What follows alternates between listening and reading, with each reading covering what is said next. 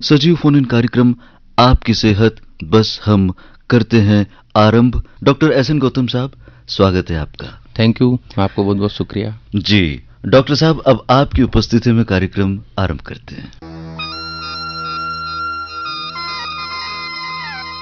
श्रोता आकाशवाणी कोटा के चंबल चैनल से आपका दिल का रिश्ता जोड़ने के लिए मैं हूं उद्घोषक राजेश महावर। स्वीकार कीजिए नमस्कार मेरा।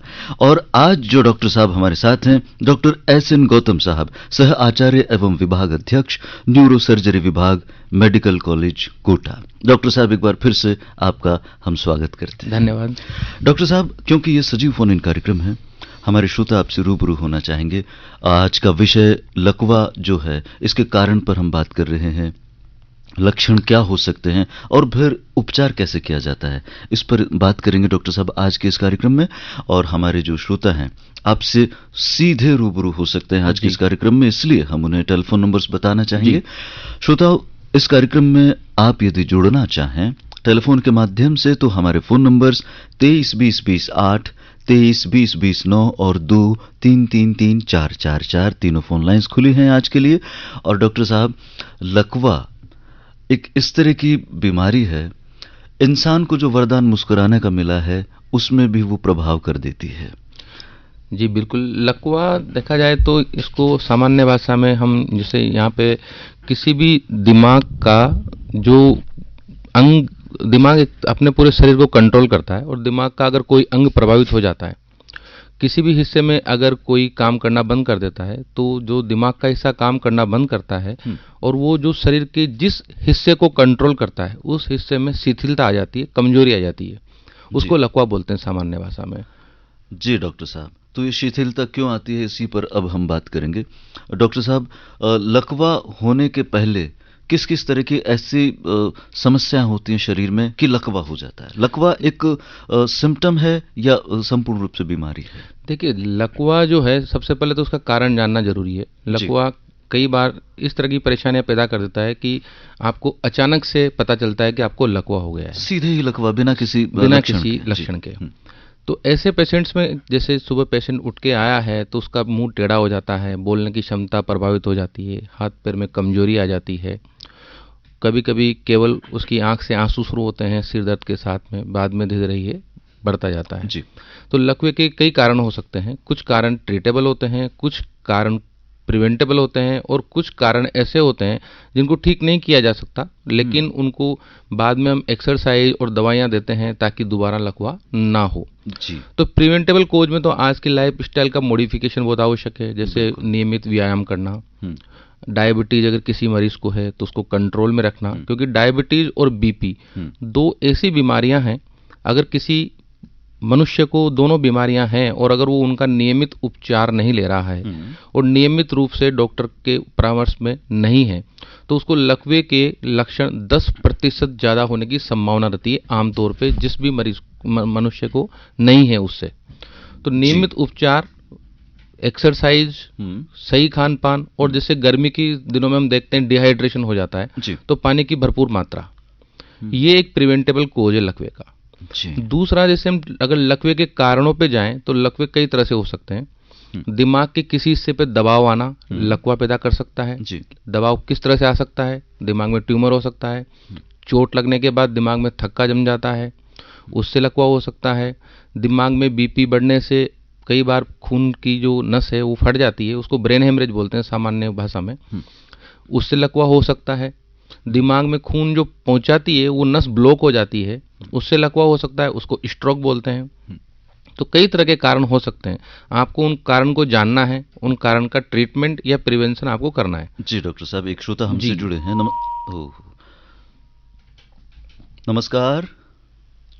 हेलो सर, नमस्ते जी। नमस्कार जी सर, योगेश जांगड़े बोल रहे हैं छत्तीसगढ़ से। बहुत स्वागत है आपका योगेश जी। जी सर, ये क्या ये लकवा ये छोटे बच्चों को भी हो सकता है क्या डॉक्टर साहब? जी बिल्कुल, ये छोटे बच्चों को भी हो सकता है। जैसे मैंने अभी आपको बताया कि ब्रेन में अगर जैसे कोई बच्चा बहुत मतलब पैदा हुआ है और प्री मैच्योर है, जैसे 9 महीने के पहले हुआ है तो उसमें कई बार ब्लीडिंग जो प्रोफाइल है वो अल्टर्ड होता है, खून रोक जो बहने की क्षमता है वो प्रभावित होती है सामान्य भाषा में, तो ब्रेन में हेमरेज हो जाते हैं, उसमें लकवा हो सकता है। कई बार बच्चे में पैदा होते ही उसको रोता नहीं है, ऑक्सीजन की मात्रा कम जाती है, उसका दिमाग काम करना बंद कर देता है, तो हाइपोक्सिया की वजह से भी लकवा हो सकता है। छोटे बच्चों में अगर ट्यूमर हो जाता है तो उसकी वजह से भी लकवा हो जाता है। तो ये किसी भी उम्र में संभव है। जी जी ठीक है सर, शुक्रिया योगेश जी आपका। नमस्कार। हेलो। हाँ जी नमस्कार। हाँ राम राम, ब्रजमल बोल रहे थे आगे खेड़ी तो। हाँ जी बोलो राम राम। बोलो बोलो राम राम।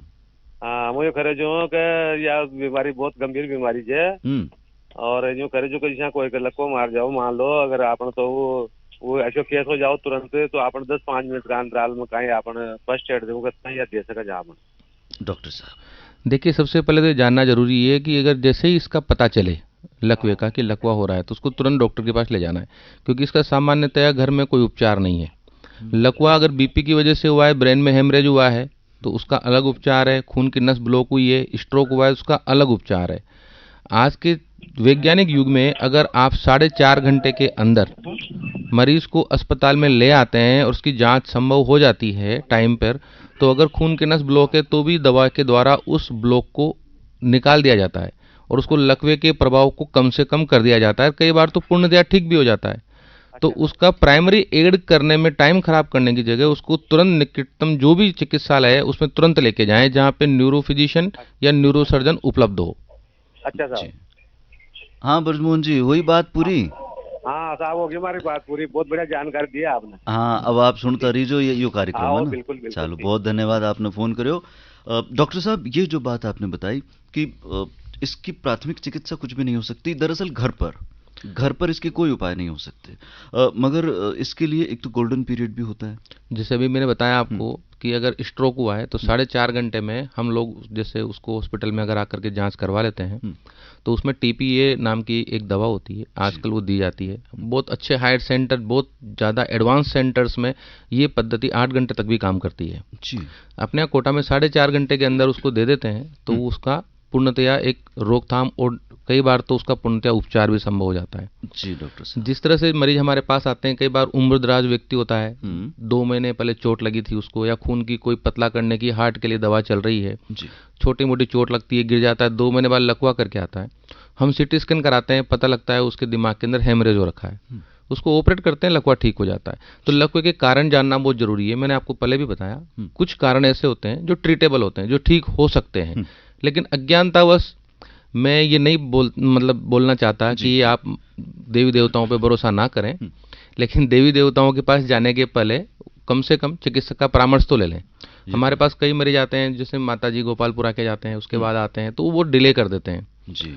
और ऐसा भी नहीं है कि वहां जाने से हम किसी की श्रद्धा को चोट पहुंचाना चाह रहे हैं, पर कम से कम चिकित्सक का परामर्श लें। हो सकता है देवी देवता ये चाहते हो कि सबसे पहले चिकित्सक का परामर्श लो फिर मेरे पास आओ, तो रिजल्ट ज्यादा बेटर मिलेगा। वाया होते हुए आए आप, है ना जी। एक श्रोता है, नमस्कार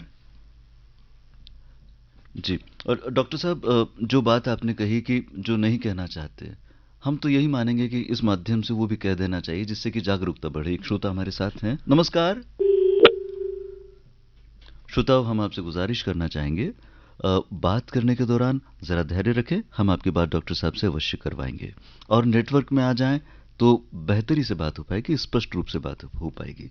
डॉक्टर साहब ये जो एक श्रोता ने पूछा था कि घर पर क्या उपाय करें, जी घर पे शायद यही हो सकता है कि उन्हें जल्दी से जल्दी चिकित्सक के पास ले जाएं। देखिए, कोई किसी को चोट लगती है तो उसका प्राइमरी उपचार होता है कि उसकी सांस की गति को सही रखें, करवट दिला दें, कोई अगर मिर्गी का आ रहा हो दौरा उसको करें, कोई ब्लीडिंग हो रही हो रोकें, लेकिन लकवे का कोई प्राथमिक उपचार नहीं है।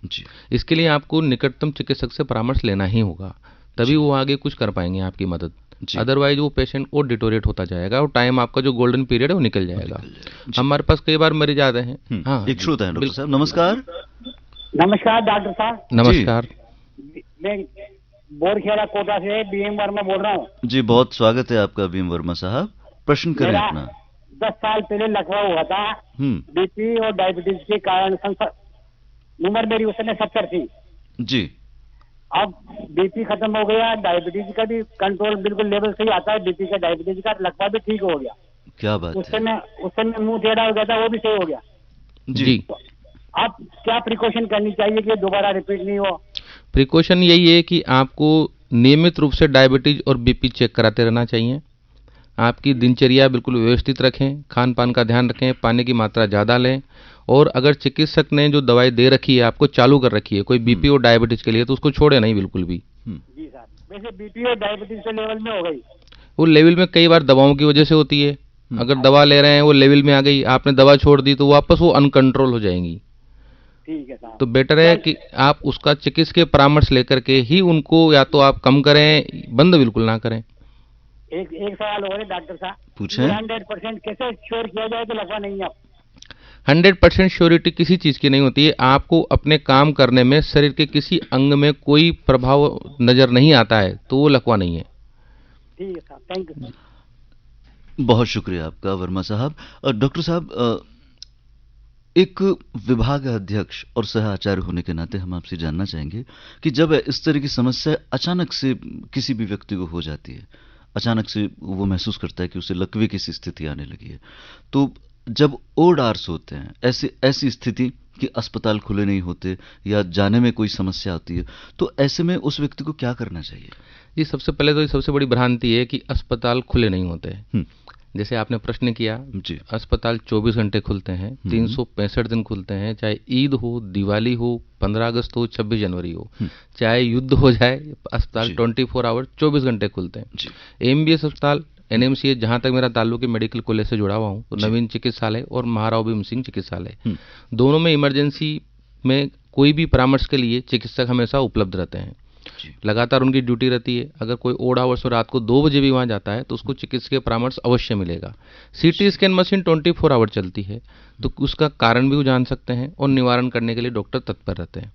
अगर कोई आदमी केवल इसलिए इस भ्रांति से कि अस्पताल में कोई डॉक्टर नहीं मिलेगा नहीं जाता है, तो वो इस आधुनिक युग में तो मूर्खता कर रहा है, खुद के साथ भी और मरीज के साथ उसको भी नुकसान कर रहा है। जी, यानी कि उन्हें फटाफट से तुरंत अस्पताल 24 घंटे खुला रहता है अस्पताल। जी डॉक्टर साहब, और अब हम एक अंतराल लेते हैं, उसके बाद बाकी और बातें आपसे करेंगे।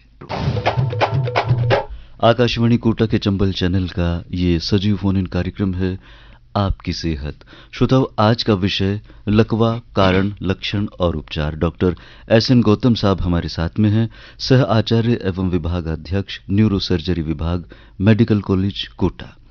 श्रोताओं, हम आपसे कहना चाहेंगे, हमारे 3 फोन लाइंस खुली है आज के इस कार्यक्रम के लिए, 23 20 20 8, 23 20 20 9 और 2 3 3 3 4 4 4। आवश्यक बातें, आपके आवश्यक प्रश्न डॉक्टर साहब से अवश्य कीजिए। श्रोताओं, स्वागत करेंगे हम आपके तमाम प्रश्नों का। डॉक्टर साहब, एक श्रोता हमारे साथ हैं। नमस्कार। हेलो। हाँ जी, नमस्कार डॉक्टर साहब, अतुल बोल रहा था मैं। जी अतुल जी, स्वागत है आपका, कीजिए अपना प्रश्न। डॉक्टर साहब, जिस प्रकार से आपने कहा कि डायबिटीज और बीपी के जो मरीज होते हैं उनको देखभाल ज्यादा करनी पड़ती है, जी बिल्कुल, तो क्या विटामिन B12 की कमी वालों को भी देखभाल करनी पड़ती है? देखिए, शरीर में कोई भी विटामिन और मिनरल, प्रोटीन, इन सब की एक रिक्वायरमेंट होती है। हाँ। अगर अपन विटामिन B12 की मात्रा, जो कि अपने वेजिटेरियन जो लोग हैं, जो शुद्ध शाकाहारी लोग हैं, उनमें कम होने की संभावना ज़्यादा रहती है। तो उनको दूध की मात्रा पर्याप्त लेनी चाहिए। और विटामिन B12 में अगर कमी आ जाती है तो उसमें लकवे के लक्षण इस तरह से आते हैं कि जैसे उसकी पोजीशन बनाने में, चलने फिरने में धक्के महसूस होते हैं उसको। तो उसकी मात्रा भी बड़ी आवश्यक है, क्योंकि विटामिन B12 जो है, अपने जो नसें होती हैं उनका रीजनरेशन में बड़ा सहयोग करता है। तो मुझे लगता है आपके प्रश्न का उत्तर आपको मिल गया होगा कि विटामिन B12 भी उतना ही आवश्यक है जितना डायबिटीज और बीपी का कंट्रोल करना आवश्यक है। ठीक है डॉक्टर साहब। ठीक, बहुत शुक्रिया आपका अतुल जी। और डॉक्टर साहब, एक और श्रोता है हमारे साथ। जी नमस्कार। हेलो। हाँ जी, नमस्कार। नमस्कार जी।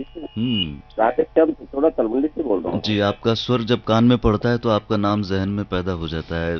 राधे श्याम जी, अपना प्रश्न कीजिए। बहुत बहुत धन्यवाद। डॉक्टर साहब से ये जानना चाह रहा था कि लकवे के मरीज को, मतलब लकवे के लक्षण कैसे पहचाने, कि सामान्य मनुष्य को लक्षण कैसे पहचाने, और सामान्य मनुष्य को लकवे से बचाव के लिए क्या क्या सावधानियां बरतना चाहिए? जी राधे श्याम जी, अभी हम डॉक्टर साहब से यही बात कर रहे थे, मगर डॉक्टर साहब ये कहना चाहते हैं कि अभी एक बार कारण पूरे हो जाएं फिर लक्षण पर भी आ जाएंगे। कैसी रही? अच्छा, और ये दूसरी बात ये थी डॉक्टर साहब, ये सामान्य मनुष्य को कौन कौन सी जांचें करवाते रहना चाहिए ताकि इससे बचाव हो सके? और 30-40 किलोमीटर की दूरी पर और ऐसे लक्षण पाए जाते हैं, ऐसा अटैक अगर आ जाता है तो रास्ते में प्रिकॉशन क्या लेना चाहिए और क्या सावधानी बरतनी? डॉक्टर साहब जी, सबसे पहली बात तो ये है कि 30-40 किलोमीटर का रास्ता भी आज से कोटा के आसपास अगर हैं तो आप आधे से पौन घंटे में पहुंच सकते हैं। रोड इतने अच्छे हैं कोटा के। तो आप सबसे पहले प्राइमरी एड में, मैंने बोला कि प्राइमरी एड करने की जगह उसको तुरंत अस्पताल पहुंचाएं। बस उसका ये ध्यान रखें उसका सांस जो है वो अच्छी तरह से चल रहा हो, नहीं चल रहा हो तो उसको करवट दिला दें आप। ये तो प्राइमरी एड करनी है और तुरंत आपको अस्पताल पहुंचाना है।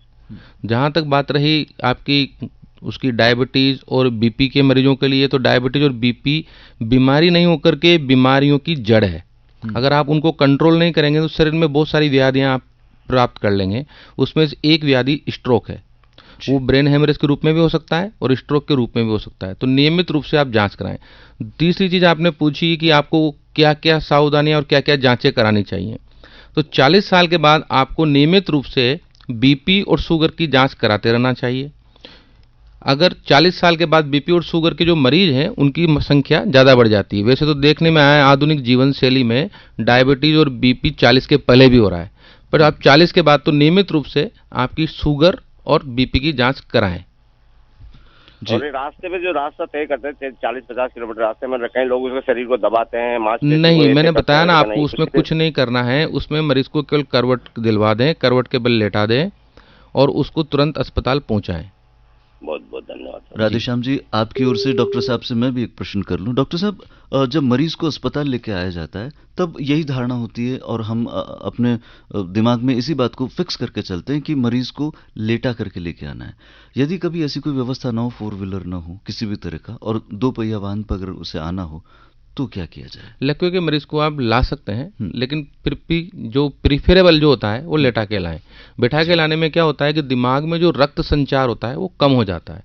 उसको ऑलरेडी कम होने की वजह से लकवा हुआ है और आप उसको बैठा के ला रहे हैं तो रक्त संचार कम होने की संभावना और बढ़ जाती है। फिर भी अगर कोई और अन्य आपको वाहन या इस तरह की सुविधा नहीं मिलती है तो आपको तुरंत पहुंचाना आवश्यक है, आप उस पर भी ला सकते हैं। लेके तो आना, हाँ, लेके तो आना है, क्योंकि आप जितना जल्दी लाएंगे उसका उपचार उतना जल्दी होगा, उतना उसका लकवा ठीक होने की संभावना ज़्यादा होगी। डॉक्टर साहब, आपकी द्वारा दी गई जानकारियों में एक बात अगर मूल रूप से देखी जाए तो यही बात सामने आती है कि चिकित्सकीय परामर्श और इसका जो कारण है वो यही कि मस्तिष्क में रक्त संचार और वायु, अगर ऑक्सीजन पूरी तरह से नहीं पहुंचती तब ये समस्या आती है। लकवे के कई तरह के कारण होते हैं, मैंने शुरू में भी कहा। कुछ कारण ट्रीटेबल होते हैं, कुछ कारण प्रिवेंटेबल होते हैं और कुछ कारण ऐसे होते हैं जिनका उपचार संभव भी नहीं हो पाता अगर लेट आते हैं तो। जैसे ट्रीटेबल कोज है, अगर कोई मरीज लकवा इसलिए हुआ है कि उसके किसी दिमाग के हिस्से को कोई चीज़ दबा रही है, चाहे वो ब्लड का थक्का हो, चाहे उसको ट्यूमर हो, इस तरह का अगर कोई कारण है तो हम उसको ऑपरेशन कर करके, जैसे अगर थक्के को निकाल देते हैं या उसके ट्यूमर को निकाल देते हैं तो लकवा ठीक हो जाता है।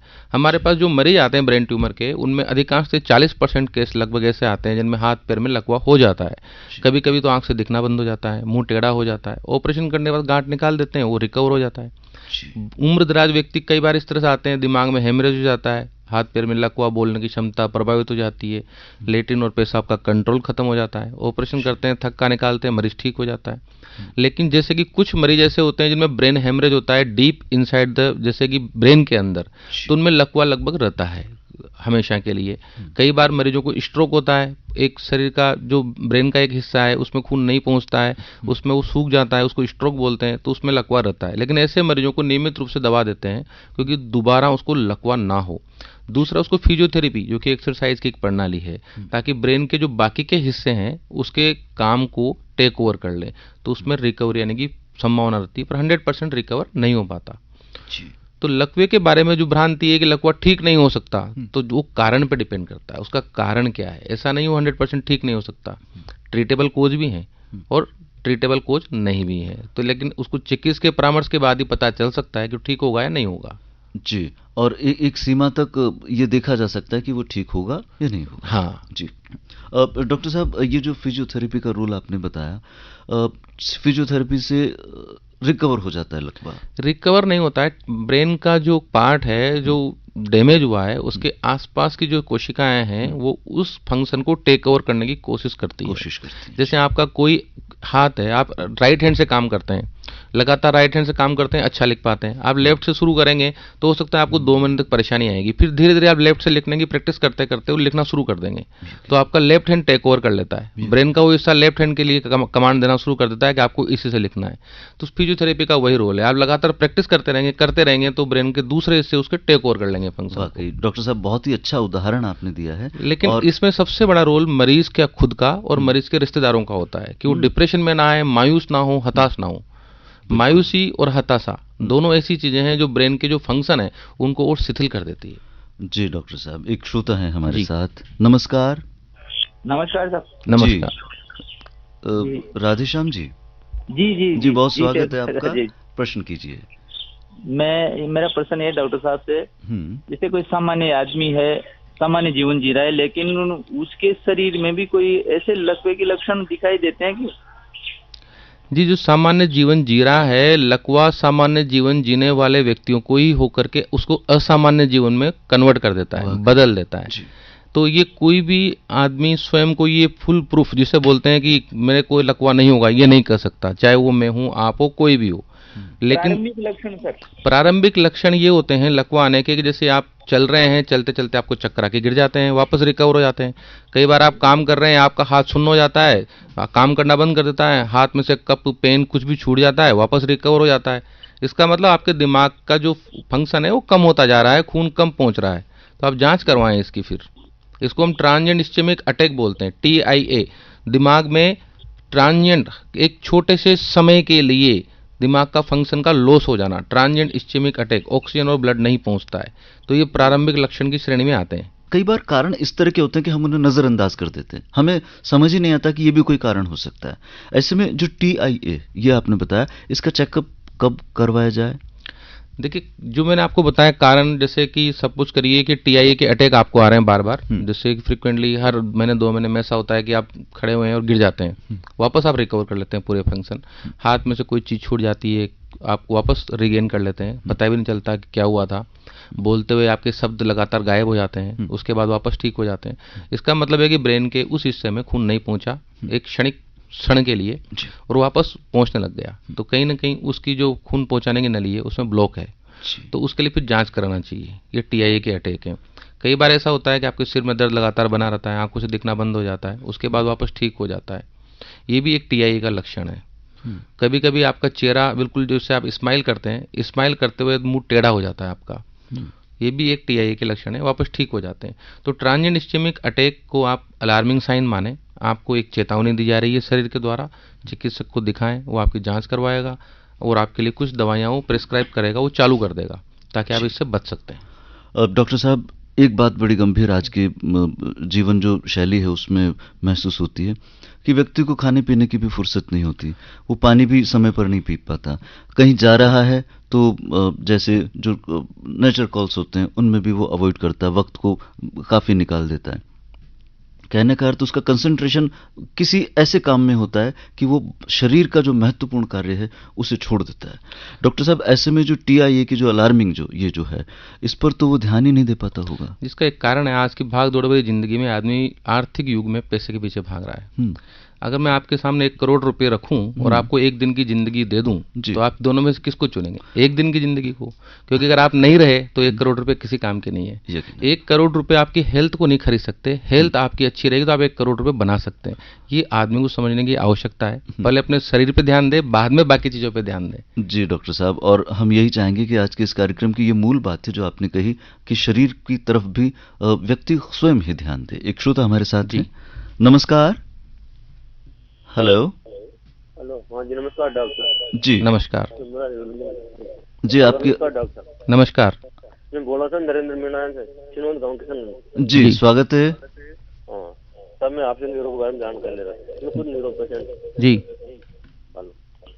जी, क्या जानकारी लेना चाहेंगे आप? आपने न्यूरो पेशेंट 5 साल जी, जानकारी क्या लेना चाहेंगे? जानकारी को मिटाओ सर, मेरे स्ट्रोक हो रहा है। देखिए, स्ट्रोक मैंने अभी थोड़ी देर पहले भी बताया आपको, कुछ स्ट्रोक ऐसे होते हैं जो परमानेंट रहते हैं, उनका केवल और केवल निवारण ये है लगातार दवाइयाँ और एक्सरसाइज, फिजियोथेरेपी। दवाइयाँ इसलिए कि एक बार जिस व्यक्ति को स्ट्रोक हो जाता है उसको सामान्य व्यक्ति से 10 गुना चांसेज होते हैं दोबारा अटैक आने के। अगर वो दवा बंद कर देगा तो उसको दोबारा अटैक आएगा। जी हेलो। सर। हाँ जी बोलें। हाँ बोल रहा हूँ ना सर। आप कुछ पूछ रहे थे? सर बताओ सर, आप तो मेरे को पूरा योगा करता हूँ सर, खान पान पूरा कंट्रोल रखता हूँ। तो इसमें अगर स्ट्रोक का पूर्णतया ठीक होना संभव नहीं है, मैंने अभी थोड़ी देर पहले भी आपको बोला कि 100% रिकवरी नहीं है। ये आपकी एक्सरसाइज और विल पावर पर डिपेंड करता है कि आप कितना ठीक हो सकते हैं। अगर ऑपरेशन हो सकता है सर, आप बताओ मेरे को, ऑपरेशन हो जाएगा? है जी, ऑपरेशन हो सकता है? ये आपके जांचों को देखने के बाद ही संभव है बता पाना कि इसमें ऑपरेशन संभव है नहीं है, किस तरह का लकवा है, क्यों हुआ है।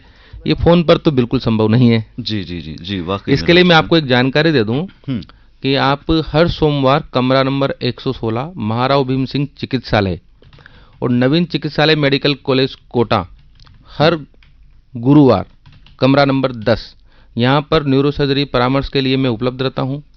मंगलवार शुक्रवार कमरा नंबर 116 में ही न्यूरोफिजिशियन भी उपलब्ध रहते हैं महाराव भीम सिंह चिकित्सालय में। तो आप वहां आकर के परामर्श लें, तभी आपको आगे की कुछ सहायता मिल पाएगी।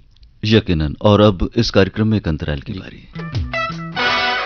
डॉक्टर साहब आपका एक बार फिर से हम स्वागत करते हैं सजीव फोन इन कार्यक्रम आपकी सेहत में, और तमाम श्रोताओं का भी एक बार फिर से हम अभिनंदन करते हैं। एक श्रोता हमारे साथ में है। नमस्कार। हेलो। हाँ जी नमस्ते। मैं आत्मा बोल रहा था सर। तो आत्मा जी स्वागत है आपका।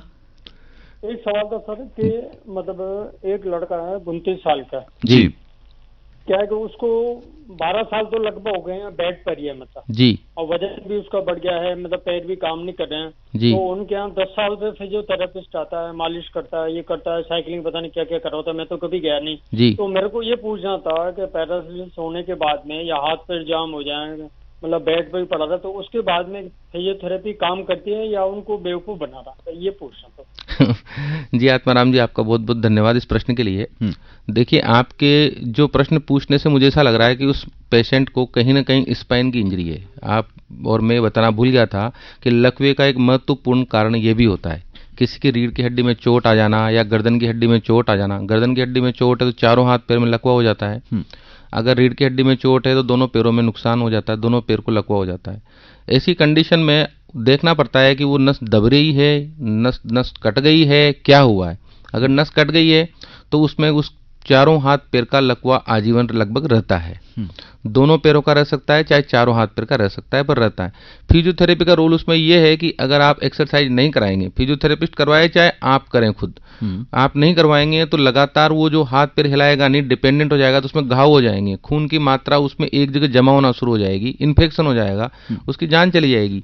तो उसका रोल इतना है कि उन हाथ पैरों के अंदर एक्सरसाइज से खून का प्रवाह बराबर बना रहे। लेकिन वो ठीक होने की संभावना होगी नहीं होगी ये डिपेंड करता है उसको चोट किस तरह की है। जैसा कि आप बता रहे हो 10 साल हो गए हैं, तो इसका मतलब ये है कि उसकी नसें ट्रांजेक्ट यानी कट चुकी होंगी, तो उसकी वजह से उसके लकवा परमानेंट हो चुका है।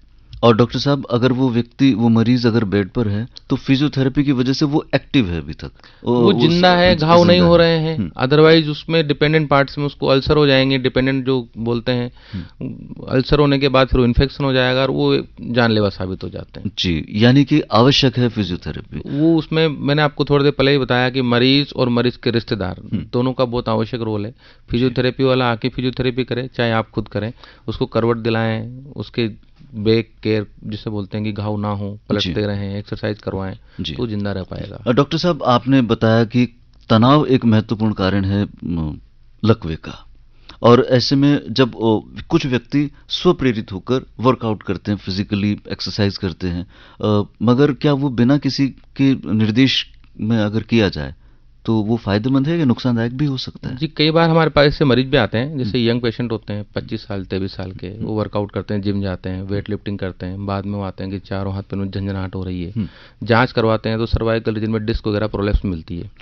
ये एक मुख्य कारण है कि अनट्रेंड व्यक्ति के द्वारा, या आप बिना किसी ट्रेनर के खुद ही वर्कआउट करते हैं, तो आपको ये पता नहीं होता आपको किस पोस्चर में आपको वेट लिफ्ट करना है। आप झुक के उठा रहे हैं, आप कुछ आवश्यकता से ज़्यादा पहले दिन उठा रहे हैं, तो आपके जो स्पाइन में जो वर्कलोड लेने की क्षमता है उससे अधिक आपने उठा लिया तो डिस्क प्रोलैप्स हो जाती है, तो उससे भी लकवा होने के चांसेस बने रहते हैं। तो आप जो भी वर्कआउट करें, चाहे योगा करें, आसन करें, कोई जिम जाएं, एक ट्रेनर के उस दिशा निर्देश के अनुसार करें जी, वो ज़्यादा अच्छा आपको समझा पाएगा। जी डॉक्टर साहब, कई बार ये भी देखा जाता है कि कुछ लोग जो एक्स्ट्रा वर्कआउट करते हैं जिम में, उनको ये देखा गया कि जब वो जिम से बाहर आते हैं, अपने घर तक जाते हैं, तो उनकी चाल इतनी धीमी होती है कि उनका जो बॉडी बिल्डिंग है वो तो बहुत अच्छी नजर आती है, मगर एक्टिविटी बहुत कम हो जाती है। उसका कारण है वर्कआउट करने के बाद डिहाइड्रेशन हो जाता है। डिहाइड्रेशन होने से मसल्स और सब चीज़ें इस तरह की सोरनेस जिसे बोलते हैं, थकावट महसूस करती है। अगर आप एक ही दिन में अधिक मात्रा में करेंगे तो ये डेफिनेटली होगा, लेकिन अगर आप रेगुलर करते हैं, आज 10 मिनट करते हैं, कल 12 मिनट करते हैं, परसों 15 मिनट, धीरे धीरे बढ़ाते हैं, तो इसमें कोई परेशानी नहीं है। जी डॉक्टर साहब, बीपी और डायबिटीज का आपने बहुत बड़ा रोल बताया, बहुत बड़ा इसमें। तो जो बीपी है उस पर तो ध्यान दिया जाए, डेली चेकअप हो, मगर चेकअप पर दौरान ये बात समझ में आती है, डेली चेकअप ना भी कराएं तो आप हर 6 महीने में, 40 साल की उम्र के बाद हर 6 महीने में एक बार शुगर और बीपी चेक करवा लें। जी, यानी कि एक रूटीन में होना चाहिए। रूटीन में जी डॉक्टर साहब, इसी के जब जानकारी ली जाती है डॉक्टर से, जब डॉक्टर की सलाह में आते हैं, तो ये भी पता लगता है कुछ सिम्टम्स पर जब ध्यान नहीं दिया जाता तो डॉक्टर बताता है कि डायबिटीज भी है। और डायबिटीज का एक जो कारण है वो शरीर में शक्कर की मात्रा का इम्बैलेंस होना। डॉक्टर साहब जी, डायबिटीज में शुगर बढ़ जाती है, लेकिन ऐसा नहीं है कि ज्यादा मीठा खाने से डायबिटीज हो जाती है। जी, ये जो भ्रांति है या इसका जो निराकरण है, ये कैसे? नहीं, मीठा खाने से डायबिटीज नहीं होती। डायबिटीज के मरीजों को मीठा अलाउ नहीं होता, लेकिन मीठा हमेशा स्वास्थ्य के लिए हानिकारक हो ये भी जरूरी नहीं है, लेकिन ज्यादा मीठा खाना तो हानिकारक है यकीनन, क्योंकि वो फिर बॉडी में डिपॉजिट होना शुरू हो जाता है। जो कार्बोहाइड्रेट होता है वो फैट बनता है और आपका मोटापा बढ़ाता है। मोटापा बहुत सारी व्याधियों की वो है, जड़ है जी। तो मीठा खाना कम करें, वर्कआउट ज़्यादा करें, साथ में कोशिश करें कि आप 40 साल के बाद तो नियमित रूप से परामर्श लें। यकीनन। एक श्रोता साथ में है। नमस्कार। नमस्कार, राधेश्याम से थोड़ा बोलो साहब। जी राधेश्याम जी। लकवे से बचाव के लिए तनाव और खान पान, जैसे आज के युग में हमारे कोटा में फास्ट फूड का बहुत ज्यादा चलन है और मोबाइल का उपयोग और कई तरह की भूमिकाएं इस तरह की इसी रहती है, तो इससे कैसे बचा जा सके और कैसे इसको थोड़ा सा प्रकाश डालें ताकि बच सके हम लोग। जी, इससे बचने का सबसे बड़ा माध्यम है आत्मनियंत्रण। क्या बात है डॉक्टर साहब। अगर आप खुद पे नियंत्रण नहीं रख सकते तो दूसरे के उपदेश तो बेकार है आपको देने। मोबाइल आपके पास है, आप बंद रखो, मत करो यूज। आप घर से बाहर निकलते हैं, फास्ट फूड की दुकान है, मत देखो उधर, मत जाओ। आपको कोई लेके तो जाने वाला है नहीं, आपका नियंत्रण खत्म है, इसलिए आप फास्ट फूड लेते हैं। और आधुनिक जीवन शैली तो नुकसानदायक है ही, इसमें तो कोई शक ही नहीं है। तो इसमें आत्मनियंत्रण ही सबसे बड़ा उपाय है। आप जैसे आज देखा जा रहा है, रोज अखबारें पढ़ते हैं, बलात्कार हो रहे हैं, किसी को चाकू मार दिया जाता है, ये सब क्यों हो रहा है? नियंत्रण खत्म होता जा रहा है, तनावग्रस्त जीवन है। आप नियंत्रण करें, नियंत्रण होगा तो ये सब चीजें नियंत्रित हो जाएंगी। वाकई डॉक्टर साहब, आपने ये नियंत्रण की जो बात कही, ऐसे में ये एक कई बार तो ऐसा लगता है कि विषय से हम भटक गए हैं, मगर नियंत्रण तो बहुत ही आवश्यक है। नियंत्रण हर जगह आवश्यक है। डॉक्टर साहब, ये एक ऐसी सलाह है जो आम जन को होनी चाहिए। अपनी ओर से आप श्रोताओं को क्या कहना चाहेंगे? जी, मेरी सलाह यही है कि अब तक आपने जो प्रोग्राम सुना उसमें आप चिकित्सक के परामर्श लें, डरे नहीं। कई बार लकवा ऐसा भी नहीं होता कि ठीक नहीं होता, उस पर ये भ्रांति ना फैलाएं और ये ठीक नहीं होगा, अब तो इसका कुछ नहीं होगा। दूसरी चीज़ ये है कि जब भी आप किसी भी ऐसे व्यक्ति को इमरजेंसी में लेके आते हैं तो उसको लकवा है और आप आकर के उम्मीद करते हैं कि इसका तुरंत इलाज हो, चिकित्सक भी ये चाहता है कि आप तुरंत लाए हैं, तुरंत उसका इलाज किया जाए, लेकिन ऐसा नहीं है कि फिर कई बार ऐसी स्थितियां हो जाती है अप्रिय, जिसमें चिकित्सक और मरीज के रिलेटिव के आपस में झगड़े हो जाते हैं, जो आए दिन अभी देखने को मिल रहे हैं। तो हमारी उम्मीद तो यही है कि चिकित्सकों से सौहार्द बनाए रखें, वो आपके लिए ही वहाँ ड्यूटी पे बैठे हैं, खुद के लिए तो नहीं है, ड्यूटी पे आपके लिए है। अगर मरीज नहीं होगा तो चिकित्सक किसी काम का नहीं है। चिकित्सक तब तक चिकित्सक है जब तक उसके पास मरीज है। तो आपके लिए वो बैठा है, उसका ध्यान रखें, उसको सौहार्दपूर्ण माहौल में ही आप काम करने दें, ज़्यादा अच्छा आपके समाज के देश के लिए यही रहेगा। वाकई डॉक्टर साहब, ये आपने अपनी ओर से एक सद्वाक्य तमाम श्रोताओं को कहे। और डॉक्टर साहब, ऐसा कहते हैं कि दिमाग में गर्मी चढ़ जाना, गर्म स्वभाव जब होता है तब तनाव पैदा होता है, क्रोध तब आता है। ऐसे में ये जो अनियंत्रण है अपने ऊपर, यही किसी न किसी घातक बीमारी का कारण भी बनता है। डॉक्टर साहब, क्रोध को हम वश में कैसे कर सकते हैं आपकी नज़र में? क्योंकि आजकल गर्मी भी बहुत है, जब व्यक्ति परेशान रहता है गर्मी से तो वो चिड़चिड़ा बन जाता है। देखो, जब आपको किसी पे क्रोध आता है तो आप या तो उस जगह से थोड़ा दूर चले जाएं, या फिर आप मन में 100 तक गिनती करें, उसके बाद ही कुछ बोलें। सबसे बड़ी बात ये, जैसे आप उस क्षण को टाल देंगे, आपका क्रोध खत्म हो जाएगा। वाकई। और अब हम यही चाहेंगे कि व्यक्ति को क्रोध के समय ये याद रहे कि वो 100 तक गिनती बोल ले। डॉक्टर साहब, आपकी आज की जो बातें हैं हमारे तमाम श्रोताओं के लिए बहुत प्रेरणादायी रहेंगी, ऐसे हम उम्मीद करते हैं। और आपने आकाशवाणी कोटा के चंबल चैनल के इस कार्यक्रम में शिरकत की, तमाम श्रोताओं को जागरूक करने का प्रयास किया। आपका बहुत बहुत धन्यवाद। आपका बहुत बहुत धन्यवाद। Thank you. श्रोताओं, आज के इस कार्यक्रम में तकनीकी सहयोग मिला बीपी सहनी, आरसी सहनी और वीपी नागर का। इस कार्यक्रम की प्रस्तुति सुरेश कुमार गौतम की। और अब आकाशवाणी कोटा के चंबल चैनल के इस कार्यक्रम से उद्घोषक राजेश महावर को दीजिए इजाजत। नमस्कार।